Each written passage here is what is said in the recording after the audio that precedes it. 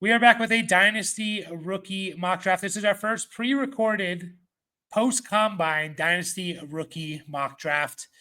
And I have a good one for you today. As always, if you like Dynasty content, make sure to hit the subscribe button and, of course, like the video. This is a 12-team superflex PPR 1-point tight end premium with landing spots. The link to the mock draft that we're basing this this world that we're living in on is in the description of the video if you want to check that out.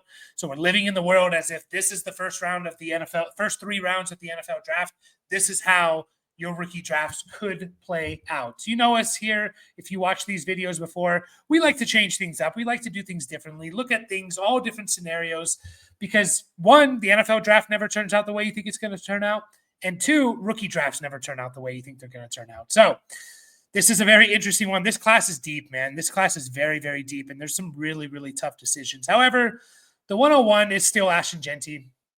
Nothing's changed that. In this mock draft, Jeanty goes to the Cowboys, which is the spot that you always see, Jeanty to the Cowboys. And so he's still the 101. However, I think Omarion Hampton, a lot of people are thinking with that combine performance where he was incredible, he pushed himself into first-round talk, being a first-round pick. And do we get a situation like Bijan Gibbs situation where let's just say Jeanty goes 6 to the Raiders and Hampton goes 12 overall to the Cowboys? Is that going to are there going to be some rookie drafts if that falls out that way? Are there going to be rookie drafts where Hampton is actually the number 1 overall pick? I know it seems crazy if you've been watching Dynasty content since the end of the NFL season because it's been Jeanty 101 since. Just saying, maybe it could happen. That being said, in this mock draft, Omarion Hampton goes to the Bears. He goes to the Bears 39th overall. So he's a second-round pick, but he goes to the Bears. I think if that happens, if he's a first-round pick, I think Omarion Hampton's the number 2 overall pick. And I think if he gets an amazing landing spot early second round, he's the number 2 overall pick as well, over Ted McMillan. I would take him over Ted McMillan, and I think people would as well. Going to the Bears and Ben Johnson, that's a pretty amazing landing spot. That being said, I am taking Ted McMillan here at the 103. If you wanted to take him at the 102, I don't mind. In this mock draft, he goes to the Raiders, 6th overall. I actually think that's a decent spot for him. The Raiders do draft a quarterback. They drafted Jackson Dart in the 2nd round. So they do get their quarterback. Ted McMillan, Jacoby Myers is there. Brock Bowers is there. But, Ted McMillan could easily be, out-target Jacoby Myers. And then within a year, he could, even if Jacoby Myers out-targets him in 2025, within a year, Ted McMillan could be the number 1 receiver on that team. At the 104, I'm taking Cam Ward. The more I do mock drafts with you guys and the community, by the way, if you want to join a live rookie mock draft with us, either Rookie Mock, Dynasty Startup, or a Real Money League, we're starting those up this month. Get into our Discord. It's free. Link is in the description to join our Discord. We'll announce whenever we go live for, mock drafts, whether it's startups or rookies. And we're doing Real Money League. So if you want to get in there with us, join. But the more and more I do these, it's really hard to see Cam Ward falling, especially if he goes number 1 overall or top 3, which is this one. He goes 3rd overall to the Giants. It's really hard to see him in a super flex league falling really past the 104, 105 range. I think too many people need quarterbacks. Despite what you think of these guys, I think they're going to get hyped up as we get closer to the NFL draft. People are going to get more excited. And then there's going to be the people that maybe don't watch college football, don't do a lot of research. And they just look and they see, there's a quarterback that went 3rd overall to the Giants. Yeah, I'll take him at the 104. I think it's going to happen. As much as people don't like this quarterback class, it's hard to ignore. It's hard to ignore, and you can't let these guys fall too far. It is a tight end premium league, so I think for that reason, I'm going to go Tyler Warren here. My tight end 1, a lot of people's tight ends 1. His favorite, the most commonly mocked landing spot is to the Colts. He goes to the Colts in this mock draft, 14th overall. I know people hate that landing spot.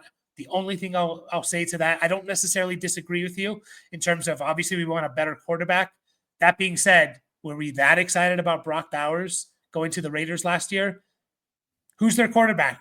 Minshew or O'Connell? Also, you had Devontae Adams there. You had Jacoby Myers there. You had Michael Mayer there, who people are like, well, is it going to be is he going to cut into Brock Bowers' production? All that went out the window, and Brock Bowers was the tight end 1 or tight end 2, whatever he finished as this year. Tyler Warren, the quarterback's bad. There's no tight end competition whatsoever. You have Michael Pittman, Josh Downs, you have guys like that, but Tyler Warren could just be the number one most targeted player on the Colts from week 1 if he is that good. And he could be that safety blanket for Anthony Richardson. At the 106, I think this is the highest I've ever taken this guy. My wide receiver 3 in this draft before the combine. And now you can make the argument, is he even wide receiver 2 potentially? Matthew Golden at the 106 here. He goes 22nd overall. I think he kind of solidified himself for a lot of people. He's going to be a first-round pick. I was telling people since late January that Matthew Golden's my wide receiver 3. It's been over a month now that I've been saying this. It was Ted McMillan and Luther Burden in the tier 1 together, and then it was Matthew Golden and Emeka Egbuka in tier 2 together, and Golden was my wide receiver 3. And one thing I was telling people was like, hey, no one thought he was going to come out. Everyone thought he was going back to school, especially with NIL stuff. You're playing on a good team. He was basically being told, you're going to probably be a high draft pick if you come out. That's how I view that. He ran a 4.29, fastest offensive player, I believe, in the combine, and only a cornerback ran a little bit faster than him. No one expected him to run a 4.29. He's my wide receiver 3. You can make an argument for being the wide receiver 2. He goes to the Chargers, 22nd overall. Great landing spot. So I could see Golden going this high. There's a big tier here, but I could see Golden going this high, as high as the 106. The 107, I will take Shedeur Sanders. Shedeur Sanders goes to the Jets in this mock draft. And I know a lot of people are not going to like that, but you have a new coaching staff in there. He comes from the Lions. It's Aaron Glenn. You have weapons on the team with Garrett Wilson and Breece Hall and whatever else they add in the draft. I think they added another weapon in this draft in Isaiah Bond.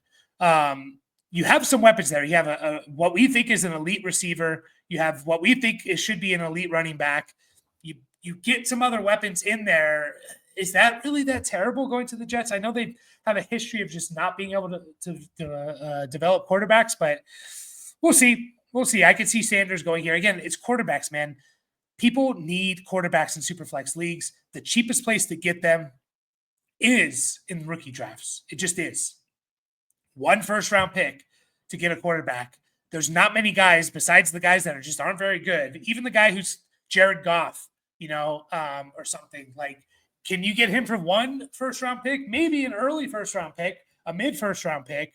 But even the top 15 guys, it takes usually a little bit more than just 1 first-round pick to get them.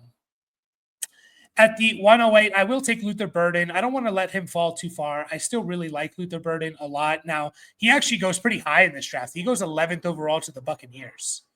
But it's the Buccaneers. I think in this mock draft, they traded up for him because they don't have the 11th overall pick. They traded up to grab him. What's that tell you? Well, that probably tells me that Godwin is gone.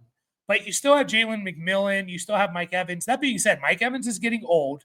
Jalen McMillan, although he finished the year pretty well, very touchdown dependent, Luther Burden's a better prospect than Jalen McMillan. He just is. So, maybe when you first see it, you think, bad landing spot. And I think that is going to bring him down a little bit. But my perspective is so much can change in a year. And Luther Burden could easily be the best wide receiver. If Mike Evans falls off, which, is he going to fall off? Probably not. But if he falls off, Luther Burden is the best wide receiver on that team, potentially. It's not crazy to say that. And, 2026, he could easily be wide receiver 1. At the 109, I'm taking Quinshon Judkins, who really helped himself. I don't think a lot of people thought he was quite the athlete as what his athletic score from the combine was. He had a really good combine. You pair that with the production and the tape. I've always been a little bit lower on Quinshon Judkins. I had guys like I had him in the tier with like Caleb Johnson and Dylan Sampson. That athletic score maybe separates him a little bit. He goes to the Raiders 68th overall, so early 3rd round. People are going to like that spot with Pete Carroll. You're pairing him with Jackson Dart and stuff like that. So I think Quinshon Judkins is in the range to go here. Honestly, like any of these running backs here, Caleb Johnson's my next pick. Caleb Johnson, who goes to the Broncos 84th overall. And then Cam Scatteraboo is my next pick. And you're thinking, what? Cam Scatterbo is a first-round pick? He goes 54th overall to the Chargers. Everyone talks about how great of a landing spot the Chargers is. It's going to be for a running back. And you get Cam Scatterbo, who I'm higher on than I think a lot of people. I think he's a very polarizing guy, but he does so many things well. You saw the explosiveness from his vertical jump, but he pass blocks. He catches passes and he breaks tackles. I keep saying those things translate to the NFL. Those things translate to the NFL. He wins between the tackles. He can break tackles. He can catch passes. One of the better pass catching running backs, besides the specialists, that are guys that are just pass catchers. He's one of the best pass catching guys, if not the best pass catching running back in this draft class. Like he's that good as a pass catcher, and he pass blocks and he goes to the Chargers, 54th overall. I guarantee you he's a first-round pick. I almost guarantee it. Maybe he slips to early first, or early second. But honestly, this range of guys, there's an argument for a lot of these guys. Even this guy, Jackson Dart, if you wanted to take him higher, I'm not going to argue it. He goes again to the Raiders, 37th overall. It's a super flex league. Jackson Dart's getting a little bit of hype. Some people think Jackson Dart's the QB2 in this draft now. He's that good. And he's just going to continue to move up boards. He gives you a sneaky rushing floor, like a Bo Nix type of rushing floor. So that range of guys, to Quinshon Judkins to Jackson Dart, honestly, you could take any one of those guys, and I'm not going to argue here. Again, guys, make sure to like and subscribe if you're enjoying the content. We put out Dynasty content all off-season and during the season as well. And, of course, join our Discord if you want to play in some real money leagues against us.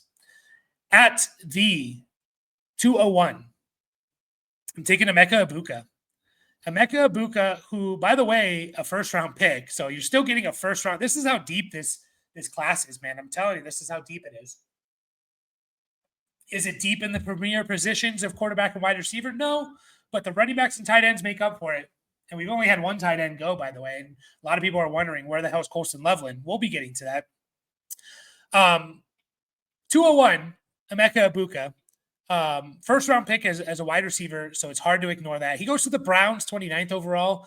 Don't love it, but Jerry Jeudy's there. Is Jerry Jeudy, can Emeka Egbuka surpass Jerry Jeudy? Sure. Hopefully this means if they're not drafting a quarterback, they're bringing in a veteran like a Kirk Cousins or something, or a Sam Darnold. So Emeka Egbuka, he goes 29th overall to the Browns. I think he steps in right away. He's the wide receiver 2 for that team. And then potentially even better than Jerry Jeudy, who had a good year last year. But, we need to see it again a little bit as well, right? So I'll take Emeka Egbuka here. Next up, I'm taking Colston Loveland. I'm going to take Colston Loveland. It's a 1-point tight end premium. And he goes 40th overall to the Saints. So he falls to the second round, which I actually don't see happening. But he falls to the second round, so that's going to bring him down just a little bit. Some people are going to take some of these other players over him a little bit. He's going to the Saints, who, we're not super excited about the Saints and their quarterback situation and how are they going to solve it. They do, I believe. No, they don't take a quarterback in this draft. But, he goes to the Saints, and he could easily be Derek Carr's favorite weapon. It wouldn't surprise me if he is Derek Carr's favorite weapon. So I'll take Colston Loveland. I think it's good value. Again, could you argue him to go higher? Sure. But then, getting Jackson Dart at the 202 is going to be a steal. Any player here is going to look like a good value. There's just too many good players in this rookie draft, especially in the tight end premium league. There's too many, and Superflex, of course. There's too many good players. So, anyone really that goes here at the 202 is going to be good value, in my opinion. A lot of people are thinking, where the hell is Travion Henderson? Well, okay. I clicked the computer auto pick. He told me Travion Henderson. It is Travion Henderson. The reason why Travion Henderson falls, who, by the way, Travion Henderson for me, pre-combine was my RB3. I think he's clearly at best the RB3. I had him in the same tier as Hampton. I have Hampton in his own tier now. Travion Henderson's probably in a tier with these other guys like Judkins, Caleb Johnson, and players like that. But Travion Henderson goes to the Bengals in the 3rd round. So I think that landing spot's okay for him. I don't think it's going to excite people as much because of Chase Brown. And people are going to think, well, Chase Brown's there. Now, again, I could be wrong. Could you argue Travion Henderson should be going higher? Absolutely. This is another giant tier of guys that you can argue from the 112 to maybe the 204, 203, 204. You can argue these guys. And so what do you do? Well, you trade back and just get the player that falls to you. That's what you do, right? Travion Henderson probably goes higher than this. Even if he does fall to the Bengals in the third round, I wouldn't be surprised to see him go higher than this. That being said, I wouldn't be surprised to see him fall a little bit either, because he goes third round for one. We're expecting second round. He goes third round. He goes to the Bengals with Chase Brown. Notoriously, the Bengals have only really used one running back under their current iteration of their coach. So is that going to come into play? I imagine they're going to use Henderson. And Henderson is one of those guys where I think he is a little bit, he's fine in a committee. I think he might be even a little bit better in a committee. And I think he's a better pass catcher than Chase Brown as well. So I could see him having a role, even with Chase Brown still having a role. I just do think there's a chance he falls a little bit if he goes to the Bengals third round. Next up at the 204, I'm taking Jaden Higgins, who both him and Jalen Knoll had great combines, which is good to see. A lot of people, just from reading comments and stuff, there's a lot of people that like Higgins and think, hey, this guy could be something. He goes to the Bills, 62nd overall. I think if he gets that landing spot to the Bills, you're going to get some people that they're going to reach a couple picks more than they should on him, but you're going to get people that do take him a little bit higher, right? And again, like I tried to do these mock drafts, not just what I would do in every single pick, but maybe what I think could happen. And I do think Jaden Higgins could get pushed up the board a little bit if he goes to the Bills, and rightfully so. He's a good player. He has a lot of potential, a lot more potential than maybe a guy like Xavier Restrepo, who actually goes before him in this draft.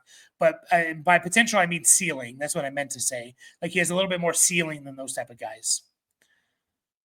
I'm going to take Dylan Sampson at 17th overall. By the way, I am only taking, I didn't mention this, but I'm taking the players that were mocked in this mock draft first. And then I think it's 31 players that are picked in this mock draft through the first three rounds. And then I'll finish off the third round with guys that I like, but that didn't get drafted basically in the first three rounds and not really knowing where they go. So you'll see me take these guys first. Dylan Sampson, I'm taking here, who does get drafted, obviously. He goes to the Jags in the third round. I really like Dylan Sampson. I have him in that tier with like Caleb Johnson, Judkins. Maybe slightly lower than those guys now, but I'm a big Dylan Sampson fan. I think he's a very good player. The only thing that's really a negative on him is his size. And he goes to the Jags, who have Liam Cohen. I know people are going to say, but ETN. Well, Liam Cohen just had two running backs both finished. Like Bucky Irving was top 15, top 12. And then Rachaad White, by the way, was still like RB22 this year. So he just had a system of two running backs producing. He's bringing in one of his own guys. Travis Etienne is not one of his guys. Maybe doesn't fit his system. He's bringing in one of his guys. And even with Etienne playing well, I still think Sampson could do well. And then Etienne's probably gone after this year anyways. At the 206, now this is not a player. Oh, this is going to be Travis Hunter. I was going to say, I thought it was someone else, but this is Travis Hunter. There's not much to say about him. It's so hard. It's so freaking hard. If he comes out as a wide receiver, he's a top 3 pick, right? And so this is where you gamble with him. Now, I've seen people gamble even higher. People are still saying, you know what, he's a first-round pick. He's a first-round pick for me in Dynasty rookie drafts. And I'm not going to argue that because the dude is incredible. He's incredible. So I don't know what else to say about him. You know the risk involved. So we're just not going to spend any more time there. We're going to move on. By the way, Travis Hunter was the second overall pick to the Browns. And by the way, the Browns taking Travis Hunter, would it change how you feel? Because the Browns also take Emeka Ibuka, 29th overall. I think they trade up and get the 29th overall pick. Does that tell you that they're going to use Travis Hunter as a cornerback? Just something to think about. At the 207, now I wouldn't necessarily take this player here. It's Trey Harris. Now he gets good draft capital. He goes 44th overall, so he's a top 50 pick. 44th overall to the Cowboys. I think a lot of people are going to love that spot. They think he can play along CeeDee Lamb. I'm not the biggest Trey Harris fan. I don't know how you evaluate him. He literally ran like 3 routes in college, it seemed like. All his production coming off of hitch routes, turn around, face the quarterback, wide receiver screens where you don't even – there's plays on his tape where like he doesn't even move. He literally just stands there, catches it, and goes, right? And I'm not saying like that's his fault. That's just the offense. And then go routes. So he's really hard to evaluate, in my opinion. But just like with Ollie Gordon, I'm trying to remember his name, there's people who love this player. Trey Harris, for a lot of people, is very high up on the board, and they think he's a first-round pick in Dynasty rookie draft. So I don't even know if he falls this far. Basically means I'm not going to have a lot of Trey Harris on my team. At the 20th overall pick, I'll go ahead and take Alec Iomanner. Alec Iomanner out of Stanford. He goes to the Steelers. Good draft capital, 53rd overall. Goes to the Steelers. Okay, that's fine.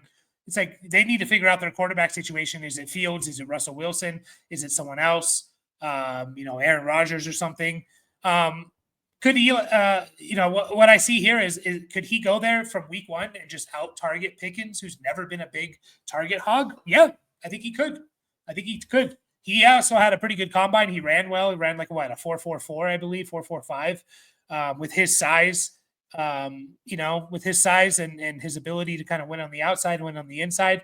A lot of people like Kyle Manor, and I don't blame him. So could he out-target Pickens from week 1? Sure. I wouldn't be that shocked. It wouldn't shock me. Next up, I'm going to take Jack Besh at the 209 here. A lot of receivers going in this range. Jack Besh, I think all the running backs actually already went in this mock draft, which is why it's mostly receivers. Jack Besh goes to the Broncos, 52nd overall. Interesting. I don't think he out-targets Cortland Sutton from week 1, but, we'll see how much longer Cortland Sutton's there. He's getting a little bit older. Maybe he only has 1 more year left in him. I like Besh. I think he's a good player, solid player. I think there's a chance he goes higher. I'm not quite sure what his ceiling is, but could he be a wide receiver 1 for a team? I think there's a slight chance. I think he's better off as a wide receiver 2, though. But I'll take Besh here. It's a fine pick at the end of the second round. 22nd overall, I'm taking Jalen Noel. Now, talk about a dynasty, combine riser. Jalen Noel, if I can find him here. Wow, he's all the way down there. Jalen Noel destroyed the combine. And I've been on the Jalen Noel train. I actually like him a little bit more than Jaden Higgins. But Jaden Higgins, I know a lot of people do like him, and him going to the Bills kind of even though they're only 13, 14 picks apart, Jalen Noel, by the way, 64th overall to the Eagles. They're only 12, 13 picks apart in terms of the real NFL draft. I think everyone's going to jump on Higgins more. Noel is awesome, man. And again, I know he's going to the Eagles, which is going to make him drop a little bit. That being said, things can change so much in a year. I wouldn't be surprised if you're talking about A.J. Brown's no longer an Eagle and beyond the 2025 season. It wouldn't shock me. Man. I mean, just look at Deebo Samuel, and they're already trying to trade Ayuk, and just things change so much. I really like Noel. I think he's a very good player. Don't know quite what his ceiling is as well, but I think he could be like a Josh Downs type of player, in my opinion. Moving right along, I got my wide receiver 5 here, but he's going a lot further and down the board. It's Jalen Royals. Back-to-back Jalen's here. But Jalen Royals, and the reason why, well, he's a third-round pick, he's going to the Cardinals. Every time I do a freaking rookie draft and I use landing spots, Jalen Royals gets crappy landing spots. It's like Cardinals and Ravens are like the 2 teams I see the most, and usually it's in the 3rd round. I hate it. It sucks, in my opinion. If Jalen Royals gets the good landing spot to a team where I can see him being the number 2 target on the team pretty easily, he could go as high as like the early to mid-second round, in my opinion. But he's going to the Cardinals, and it's like there's no way he's out-targeting McBride. I don't think he's going to out-target Marvin Harrison Jr. unless Marvin Harrison Jr. is just a complete bust. Plus, you have Kyler Murray, who runs the ball. Plus, you have James Conner and Michael Wilson. Like, Royals would have to still beat out Michael Wilson, too. I don't know. Just don't love it, so that's why he falls for me. 24th overall, the 212, we're going with Terrence Ferguson, who, for tight ends, he probably helped he probably made a lot of money at the combine. He was athletically, and by the way, athletic profiles for tight ends usually translate the most. Like that means the most for tight ends than any other position. The athletic production and the combine production that they have. So I'm going to go ahead and take Terrence Ferguson here. He goes to the Chargers, third round, 86th overall. Could easily be their tight end one. Justin Herbert just came off a season that made Will Dissly relevant, and he targeted the tight ends at like 22% clip. Like Terrence Ferguson could just be a steal in a tight end premium league at the 212. Could be an absolute steal. 25th overall. We still got some second round wide receivers here. Xavier Restrepo going to the Texans, 57th overall pick. So he's a top 60 pick. He's going to the Texans, who have a good quarterback. They have a spot open for them to be who's going to be the number 2 target for the Texans. Could be Restrepo. Now, I do think Restrepo is kind of limited in terms of his ceiling. I think he's probably best served in the slot, and that's going to limit his fantasy production a little bit.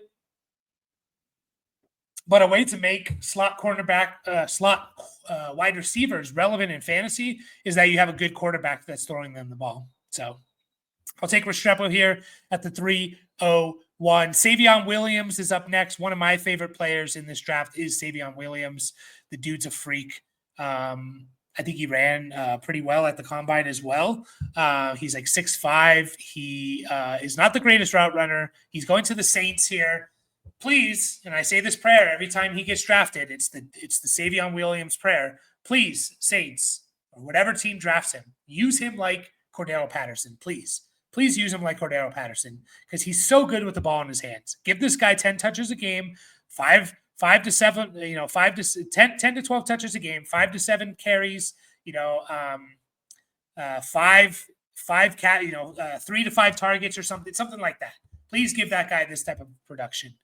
Savion Williams, third round to the Saints. Don't mind it there. At the 303, we got Elijah Arroyo.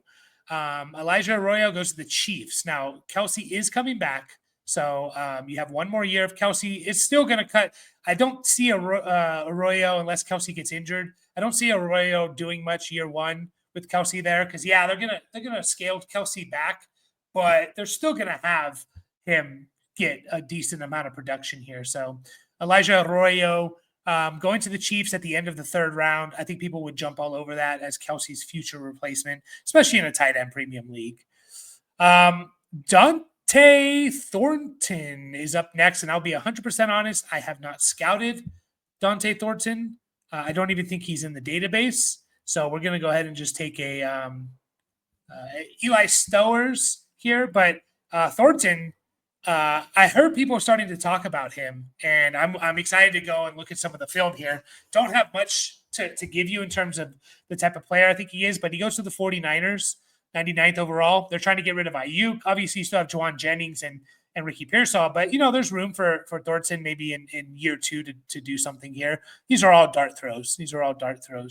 At the 305, we got Ty Felton, who's also I've been seeing getting mocked more and more in the third round. Ty Felton goes to the Lions. And again, I know a lot of people are not going to be excited about that, but Jameson Williams, are they going to bring him back? Do they think he's a wide receiver to invest in? I don't know.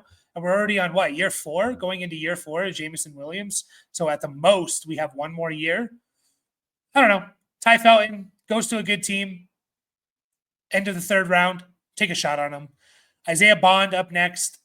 You know me, I'm not the biggest Isaiah Bond guy. Didn't run as fast as I thought he was going to, which was a little bit disappointing. He goes to the Jets, third overall.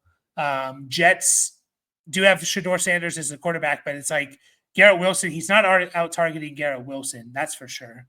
I believe the Jets took someone else. No, but I don't know. Isaiah Bond, he's a speedster. Does he only just stretch the field? Those guys are hard to rely on for fantasy. So I'll take him here at the 306, but I'm not really excited about Isaiah Bond. Jalen Milroe is up next. He goes to the Cardinals. I think, is that right? Yeah, he goes to the Cardinals, 94th overall.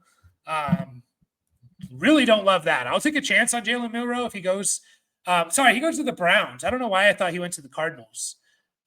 He goes to the Browns here. So I messed that one up. He goes to the Browns 3rd round. I probably would take him a little bit higher now that I'm realizing that I miswrote that and that I put that he went to the Cardinals.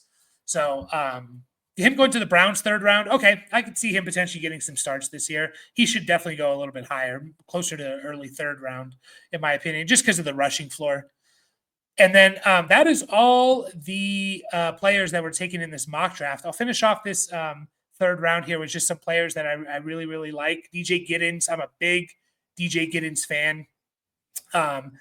If he goes day 2, he's easily a 2nd round pick. Easily. Now, he just didn't get drafted here, so I didn't take him in the first 31 picks or whatever it was, but yeah, DJ Giddens is awesome, man, and I'll easily take him here at the 308. At the 309, we got Bashal Tutin, who has risen his stock due to him running a 4.32.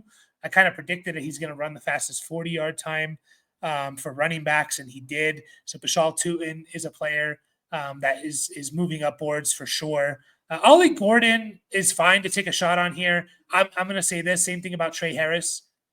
I'm not going to have a lot of Ollie Gordon because there's people that take him 1st round, and I'm not going to argue against them if they believe in that. Sure, go for it. I don't believe in that personally. That he's worthy of that. I don't even know if I'd take him as early as the mid-2nd. It'd be late 2nd at best to take a shot on him. But there's enough people that like him there that he's definitely going to go before this. RJ Harvey, another player that I really like, tested well. A little bit concerned that most of his yards seem to come from when he bounces the ball outside, and that just doesn't play in the NFL. But we'll see where he goes and what landing spot he gets. And then Torrey Horton, I just wanted to shout him out. He also had a good combine, 40-yard time. And he was hurt most of last year, but he is an interesting player. There's not many flyer wide receivers I want to take a shot on. It's mostly going to be running backs, quarterbacks, and tight ends in that late 3rd to 4th round. But Horton is one of those guys that could fall. I think he is, he was very productive for a couple years there at Colorado State. Only played in 6 games last year, but he's an interesting prospect. So appreciate everyone. Again, make sure to like and subscribe if you are enjoying the content, and then join our Discord if you want to get into some real money leagues. And I will catch you guys all in the next video.